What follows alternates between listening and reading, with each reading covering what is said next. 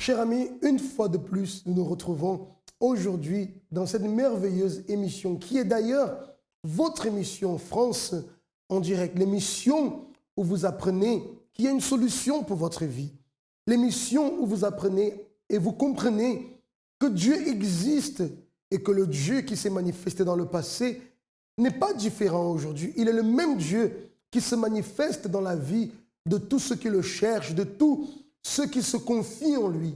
Et d'ailleurs, le travail que le centre d'accueil réalise, c'est conduire les personnes à connaître ce Dieu merveilleux, à connaître non pas une religion, non pas une église, mais à connaître la vie, à connaître le Dieu qui transforme, le Dieu qui vous appelle aujourd'hui, le Dieu qui désire se manifester d'une façon extraordinaire dans votre vie. Et nous avons au centre d'accueil de nombreuses personnes qui ont vécu des véritables expériences avec le pouvoir de ce Dieu en qui nous croyons. Et tout à l'heure, nous allons découvrir leurs témoignages. Dans tous nos centres d'accueil, chaque mardi a lieu la réunion Santé restaurée. Une réunion de foi et d'orientation spécifique pour toute personne atteinte d'une maladie incurable ou contre laquelle aucun traitement n'a été efficace jusqu'alors.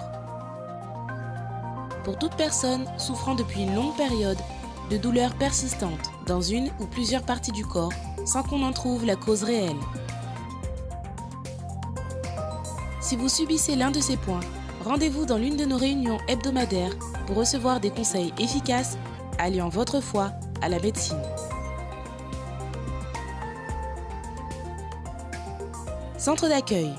Nous vivons ce que nous enseignons, nous sacrifions pour ce dont nous rêvons. Il y a des situations pour lesquelles, naturellement, l'homme est capable de réagir dans le sens de résoudre la situation. Mais il y a beaucoup d'autres situations pour lesquelles, malheureusement, l'homme, dans ses capacités, avec son expertise, sa connaissance, est extrêmement limité. Cela arrive beaucoup avec le cas des personnes parfois qui se retrouvent victimes d'une maladie dite incurable. Des personnes pour qui les médecins, bien sûr, travaillent d'arrache-pied pour pouvoir les aider à s'en sortir. Mais malheureusement, beaucoup de personnes, même avec la médecine, n'arrivent pas à trouver de solution. C'est le cas où parfois des personnes finissent par recevoir la nouvelle qu'elles sont atteintes d'une maladie incurable, que pour elles, il n'y a plus de solution. Elles sont destinées à prendre à vie des médicaments ou dans certains cas même, la seule option qui les attend, c'est la mort. C'est le cas d'une femme, par exemple, qui rendait son témoignage ce matin ici au centre d'accueil et qui expliquait qu'elle est arrivée avec un cancer généralisé. Et la médecine, le docteur, qui avait déjà tout fait pour l'aider, n'avait plus de solution pour elle. On lui avait donné plus ou moins 3 mois à vivre. Mais lorsqu'elle a connu ce Dieu des merveilles, cher ami, elle a été totalement restaurée. Et après analyse des médecins, tous ont confirmé qu'elle est totalement guérie. À leur grand étonnement d'ailleurs, Dieu fait des merveilles. Vous allez découvrir en ce moment l'histoire de monsieur et de madame José, qui eux aussi ont eu une véritable expérience par rapport à la restauration de la santé. Qu'est-ce que Dieu a fait dans votre vie? Alors, Dieu a fait beaucoup de choses en commençant par moi. J'étais une personne très perturbée. J'étais très jeune, j'avais beaucoup de problèmes de santé. Quel type de problème? Justement, le médecin n'a jamais découvert les problèmes. C'est après mon premier accouchement, j'ai commencé à avoir des problèmes sans aucune explication. Et ça a continué, les deuxième aussi, troisième, j'avais toujours des problèmes. Les accouchements, ça se passait bien, mais c'était après. Donc, j'ai eu beaucoup de maux de dos, problèmes de dos. Je faisais des kinés, ça ne résout rien du tout. Jusqu'à que j'ai connu les centres d'accueil. Et vous, quel était le problème? Moi, j'avais le problème des yeux. J'avais une infection. J'ai apporté un médecin. Toute la semaine, il m'a fait Une infection? Une infection des yeux. Il m'a dit qu'il ne trouvait rien. Et le jour, comme ils ont envoyé l'adresse de Portugal, qu'ils avaient ici, j'ai dit bon, je vais Je vais à l'église parce que je connaissais déjà l'église de Portugal, mais je n'allais pas de temps en temps avec ma famille. Vous étiez déjà marié à ce temps-là, Oui. au Portugal, quand vous avez connu. Oui. Et après, on a trouvé l'église ici. Je rappelle que c'était un dimanche après-midi. Quand j'arrivais là et j'entrais. L'époque, c'est. Vous dites, on va faire une prière. La personne qui a une maladie, elle met la main en queue. Et après, j'ai mis la main sur les yeux. Vous avez fait la prière. Quand j'ai raté la main, j'avais rien parce que avant j'étais un boulot sur les yeux. Après, c'est là, jamais j'ai rien senti. C'est ça qui m'a fait. La douleur est disparue? Est disparu. Et après cela, comme une époque, j'ai vécu ici tout seul, ma famille était en Portugal.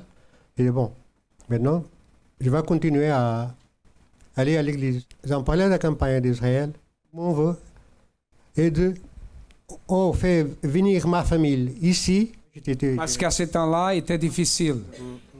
Aujourd'hui, c'est la communauté européenne. À ce temps-là, non.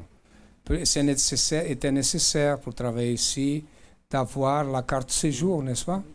Comme j'avais des enfants en bas âge à l'école, j'ai dit bon, je vais s'amener en France quand je connais déjà l'école portugaise, parce que je ne sais pas s'ils vont rester ici ou pas. Si je pense à retourner, et surtout on vit là-bas. J'ai continué à persévérer quand j'ai fait la campagne d'Israël. Pour amener la famille, il faut un appartement. Qu'est-ce que Dieu a fait? La famille est venue? Et la famille est venue. La famille est venue. Dieu vous a guéri. Dieu a amené la famille ici. Qu'est-ce que Dieu a fait en plus? Dieu nous a donné la condition d'acheter la maison ici. On n'avait pas de condition, mais à travers la campagne d'Israël, il nous a fait acheter et nous a donné plein de choses, changer de voiture, d'avoir dans en 2010, on a changé de voiture deux fois à 0 km. Et toujours, Dieu nous prospère. À chaque fois que vous s'aimez, vous récoltez. Que Dieu continue à vous bénir. Merci. Il est bien clair que notre conseil pour une personne qui est malade, bien évidemment, c'est toujours d'aller consulter son médecin traitant. Dans le cas où vous avez reçu, par exemple, un traitement à suivre, nous vous conseillons de continuer ce traitement. À cela, vous pouvez associer la prière de la foi. Il y a des cas, par exemple, où les propres docteurs ont reconnu que les traitements n'avaient plus aucun effet sur la personne et qu'il n'était même plus nécessaire de continuer le traitement. Dans ce cas, il n'y a que la foi. Nous ne sommes pas ici en train de remettre en question le travail des docteurs, mais de faire comprendre qu'il y a des situations où la foi peut résoudre. Si vous avez besoin de notre aide, peut-être justement vous êtes une personne qui traversait un cas comme celui-là, ou alors vous avez quelqu'un de votre famille qui est dans cette situation et malgré les traitements qu'elle est en train de prendre, les choses ne s'améliorent pas ou les choses sont en train de s'empirer. Alors sachez qu'avec la foi, Dieu peut vous aider à restaurer cette situation, dans le bon sens bien sûr, à remettre la santé en état. C'est la raison pour laquelle je vous invite, vous pouvez entrer en contact en ce moment à travers l'ami 24 heures, ou d'ailleurs le conseiller ou la conseillère qui va vous répondre, va se mettre à partir d'aujourd'hui en prière en votre faveur, afin que cette situation puisse changer. Car nous croyons véritablement qu'il y a toujours une solution, quelle que soit la situation que vous traversez. Peut-être votre cas ne concerne pas la santé, peut-être c'est un cas familial, un cas professionnel, sentimental ou autre, peu importe.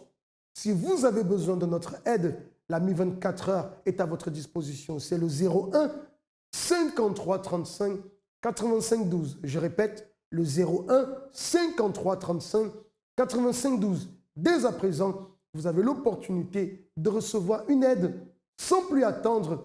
C'est à votre disposition. On marque une courte pause, le temps d'un spot, et on se retrouve tout à l'heure pour un autre cas véridique.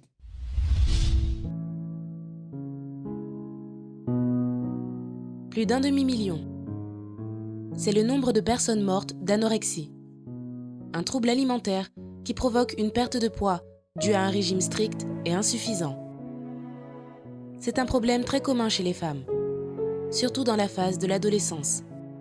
Innocentes et souvent marginalisées par les exigences de leur âge, elles sont influencées par le stéréotype de perfection et de beauté et veulent à tout prix atteindre l'objectif de ce qu'elles jugent être la perfection. Elles passent des heures et des heures devant leur miroir, imaginant une image complètement déformée de leur corps, toujours mécontentes de leur forme. La balance devient leur pire ennemi. Ayant un contrôle absolument étrange du poids, tout ce qu'elles mangent est mesuré jusqu'à la dernière calorie. Et souvent, ces aliments finissent par ne même pas arriver jusqu'à l'organisme. Une pratique qui entraîne une brusque perte de poids, des évanouissements et aggrave l'état de santé. Tous les ans, les hôpitaux français se remplissent de personnes malades, des jeunes qui furent trahis par eux-mêmes. Dans ce trouble, il existe 2 types d'anorexie. L'anorexie nerveuse, qui normalement est diagnostiquée chez les personnes plus âgées, malades ou vivant depuis des années avec une maladie, et qui peinent à l'admettre à un stade avancé. Puis vient l'anorexie plus commune, caractérisée par l'insatisfaction de l'apparence et le manque d'auto-estime. Si vous souffrez d'anorexie, pensez, êtes-vous en train de mettre votre vie en péril pour un ensemble de caprices qui ne vous apportent que de la tristesse? Luttez pour vous, luttez pour une vie réalisée et heureuse, valorisez-vous et souvenez-vous que la balance n'est pas et ne sera jamais le reflet de votre être. Ce ne sont que des chiffres qui mesurent l'égoïsme. Vous êtes bien plus que cela.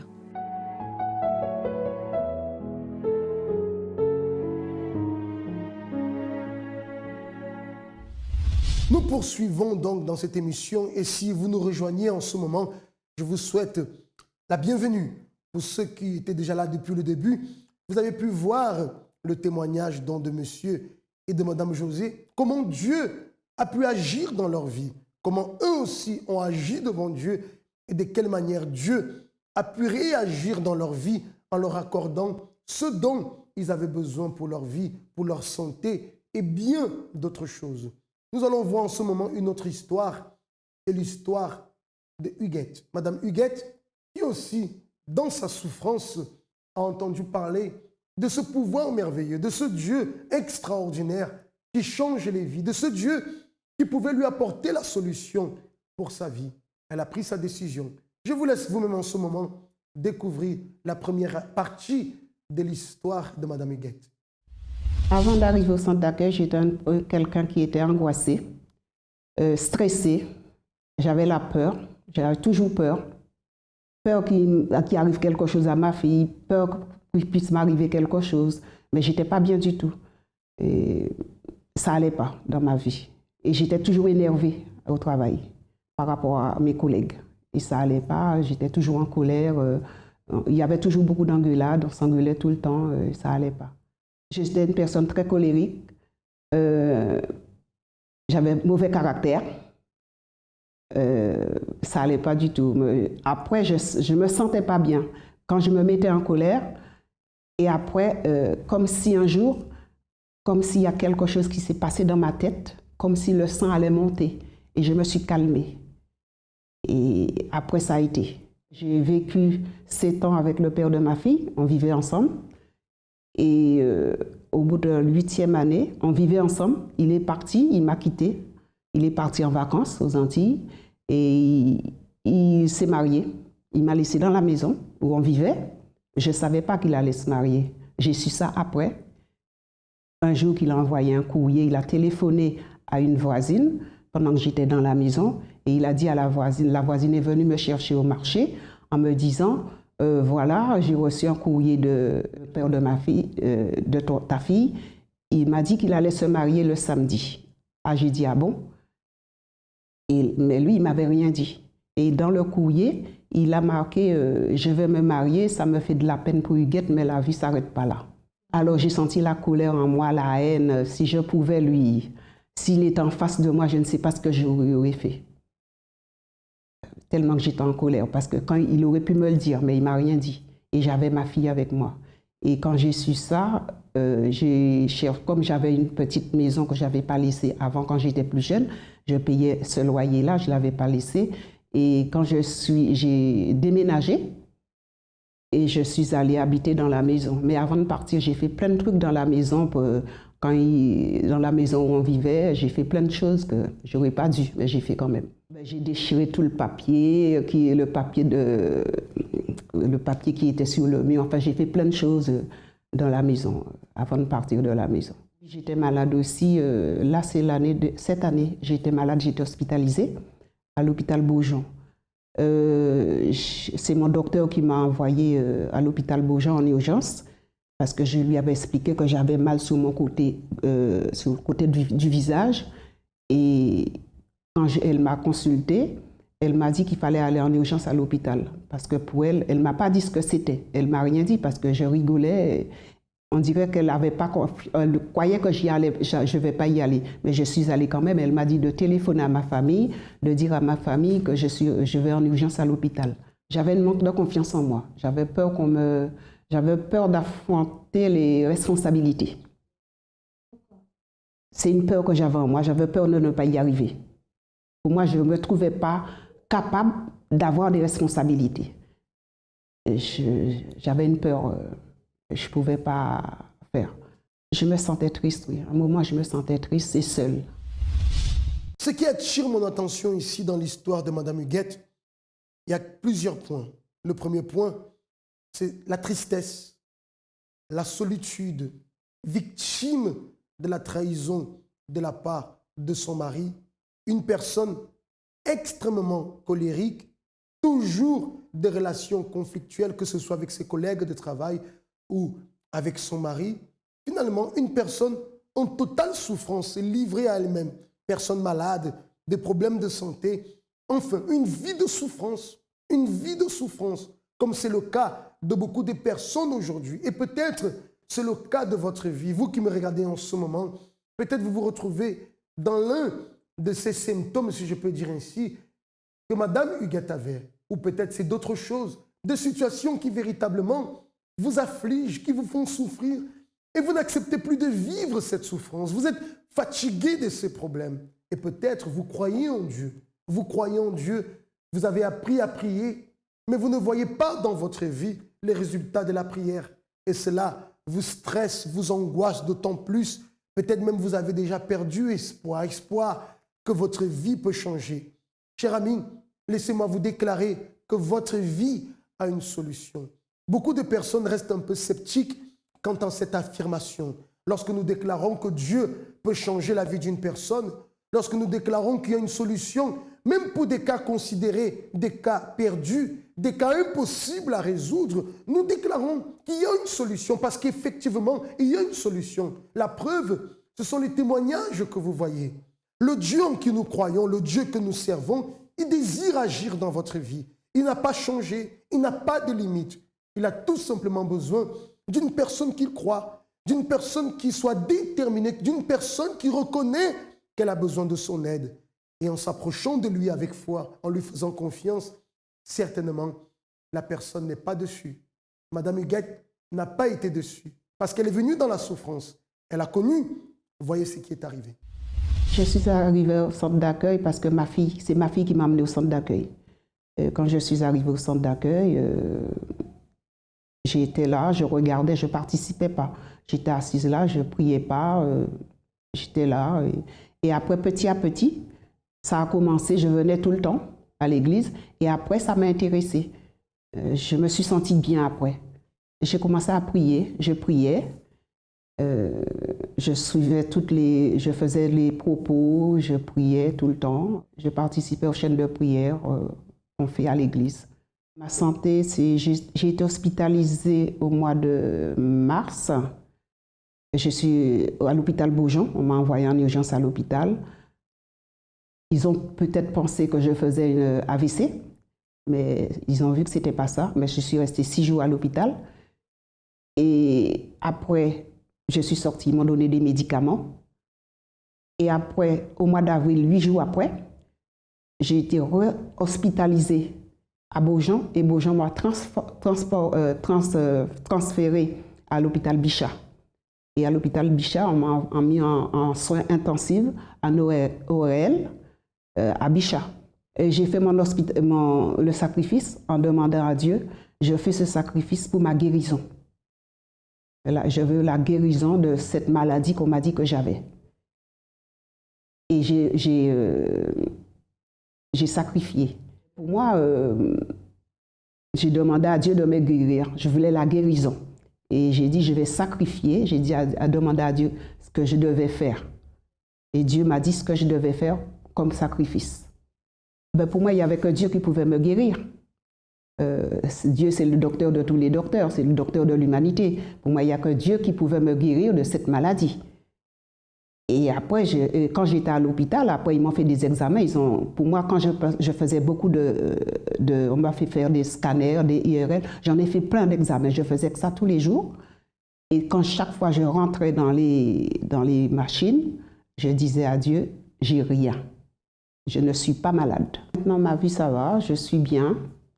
J'ai confiance en moi. J'ai pas peur, je suis tranquille. J'ai la paix en moi. Et quand je prie, je demande à Dieu toujours d'avoir de la paix et la sagesse à l'intérieur de moi. J'ai pardonné à mon ex-conjoint. Je ne fais plus de cauchemars, je dors bien la nuit. Je ne fais plus de cauchemars, tout va bien. Je ne suis plus nerveuse. Je suis calme, je suis bien. Je ne fais pas comme avant, je parle calmement aux gens. Des fois, je parle même pas. Je suis très calme maintenant. Ma santé, justement, j'ai été guérie. J'avais des problèmes à l'oreille, j'entendais pas dans les oreilles. Je suis allée voir un otorino. Il m'a dit, ça fait des années, hein, j'avais ça, mais j'avais peur de mettre un appareil. Et là, j'ai décidé d'aller voir l'otorino et il m'a dit que j'entends pas dans les deux oreilles. J'ai dit, ah bon? Et il m'a envoyé voir, je ne sais plus le nom des gens qui prennent les empreintes pour mettre des appareils. Ça, c'était au mois de novembre. Et quand je suis allée le voir, il m'a dit, bon, madame, et en plus, les appareils coûtent très cher. Il a pris les empreintes et il m'a dit de venir chercher l'appareil le jeudi d'après, parce que j'étais venue le mardi ici et j'ai assisté à la réunion du mardi. Et le mardi d'après, je devais avoir les deux appareils. Et le mardi, quand je suis venue, le pasteur a prié sur moi.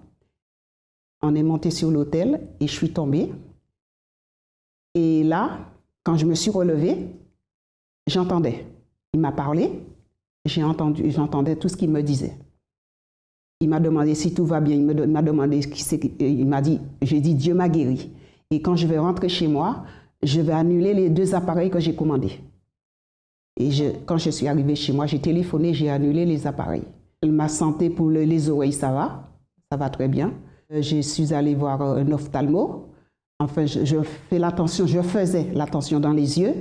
J'avais rendez-vous et il m'a dit, c'est fini, j'ai plus de problème de tension dans les yeux, que j'étais guérie. Et il m'a dit, il m'a donné une ordonnance pour faire des examens qu'au mois de septembre l'année prochaine, pour faire pour faire un bilan au mois de septembre. Alors je mets plus de gouttes, des gouttes de la tension dans les yeux. Hier, il m'a dit que j'étais guérie. Le centre d'accueil représente beaucoup pour moi. Je peux dire, sans le centre d'accueil, sans Dieu, je suis rien. Il n'y a que Dieu est tout pour moi. Son intérieur, cette personne qui vivait seule, triste, affligée, angoissée, elle a été totalement libérée de cette charge négative. Aujourd'hui, Madame Huguette est une personne de paix. Celle qui souffrait des problèmes de santé, aujourd'hui, a sa santé totalement restaurée. Rien ne s'est fait, bien sûr, du jour au lendemain. Invitée par sa fille au centre d'accueil, elle a pris à cœur les paroles qu'elle a reçues. Elle a cru, elle a lutté, elle a persévéré, participé de plusieurs propos des campagnes d'Israël, enfin, de la foi en action. Et aujourd'hui, voyez les résultats qui sont dans sa vie. Ce n'est pas un homme qui lui a apporté ces résultats. Ce n'est pas une religion, ce n'est pas une église, mais la main de Dieu agissant en sa faveur, tout simplement parce qu'elle a pris sa décision, parce qu'elle a cru.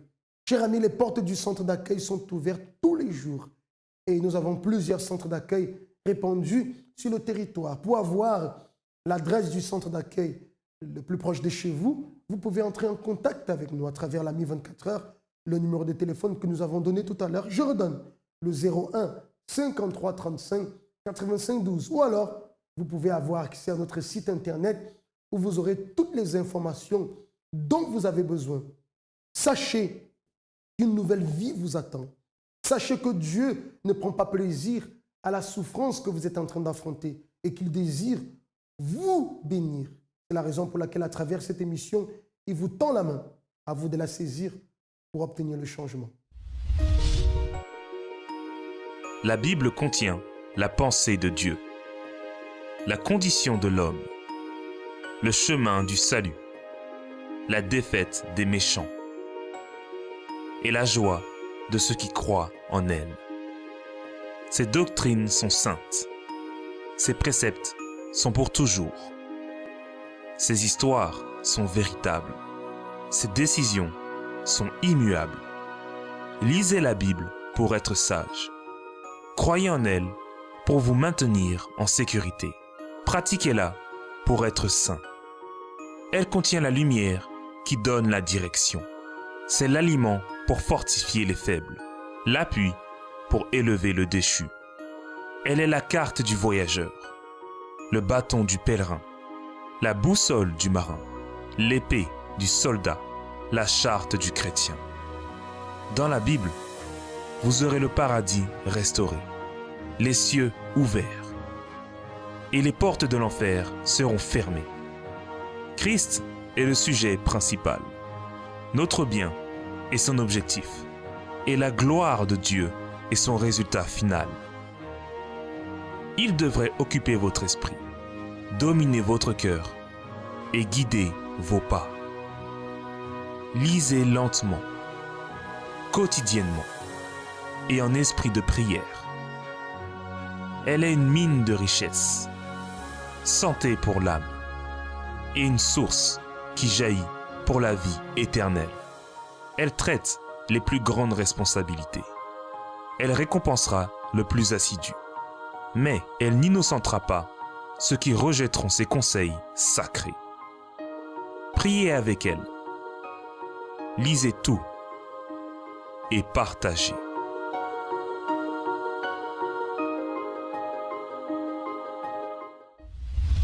Avant de conclure cette émission, chers amis, j'aimerais vous signaler que demain, dans tous les centres d'accueil, nous serons disponibles pour vous recevoir. Vous pouvez participer de l'une de nos réunions dont j'ai la certitude qu'ils vont beaucoup vous aider. Mais laissez-moi vous faire une invitation très spéciale pour ce dimanche.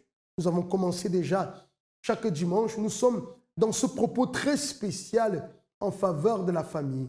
Nous croyons que non seulement Dieu désire vous bénir, mais non seulement vous, mais votre famille aussi.